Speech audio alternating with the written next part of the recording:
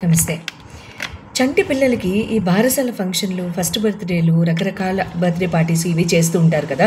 అవి చేస్తున్నప్పుడు చేసిన తర్వాత వాళ్ళు జనరల్‌గా ఆకలి తగ్గిపోవడం కానివ్వండి, భోజనం సరిగ్గా చేయకపోవడం, పాలు సరిగ్గా తాగకపోవడం, నిద్ర సరిగ్గా పోకపోవడం, అర్ధరాత్రి మేలుకోవడం, లేకపోతే చీటికి మాటికి ఏడవడం, పేచీ పెట్టడం, ఎందుకు ఏడుస్తున్నారో తెలియకుండా బాగా ఇంకసల చిరాకు పెట్టే విధంగా పాపం వాళ్ళు చిరాకు పడిపోయి అలా ఏడవడం జరుగుతూ ఉంటుంది కదా!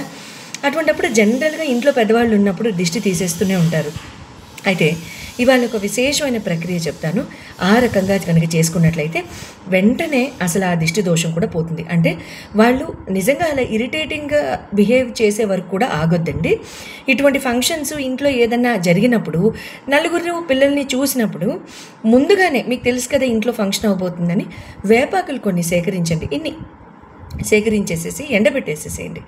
ఎండబెట్టేసి బాగా పెళబెళ ఎండిన తర్వాత వాటిని బాగా చేతులతో నలిపేసేసి మనం లోబాన్‌తో ధూపం వేస్తాం కదా! లోబాన్ అంటే ధూప్ స్టిక్స్ అట్లాంటి వాటిలతో వేస్తాం కదా! ఆ ధూప్ స్టిక్స్ మీదనే ఈ వేపాకుల పొడి కూడా చల్లేసేసి కాస్త ఎండు కొబ్బరి పొడి కూడా వేసి ఇల్లంతా ధూపం చూపించేసేయండి. ముందు నుంచి ఫస్ట్ మెయిన్ ఎంట్రన్స్ నుంచి మొదలుపెట్టి మీ ఇంటి వెనకాతల భాగం వరకు చేయండి. ఎన్నిసార్లు చేయాలి?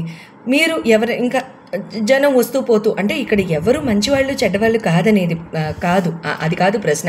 ఇక్కడ ఏమవుతుందంటే తెలిసి తెలియక మన కళ్ళు పడతాయి ఒక్కొక్కసారి పిల్లలకి. అలా జరిగినప్పుడు కూడా ఆ ఒక్కరోజు చేస్తే సరిపోతుంది. లేదా అది కాస్త కంటిన్యూ అవుతుంది అనుకుంటే పక్క రోజు కూడా చేయండి. చూడండి ఎట్టి పరిస్థితుల్లో కూడా ఆకలి తగ్గడం కానివ్వండి, భోజన విషయాల్లో కాస్త లోపించి తినడం కానివ్వండి, లేదా ఏమైనా ఆరోగ్య రకంగా కాస్త అనారోగ్యంకి గురవడం కానివ్వండి, ఇలాంటివి జరగవు. Okay, all the very best. Good luck.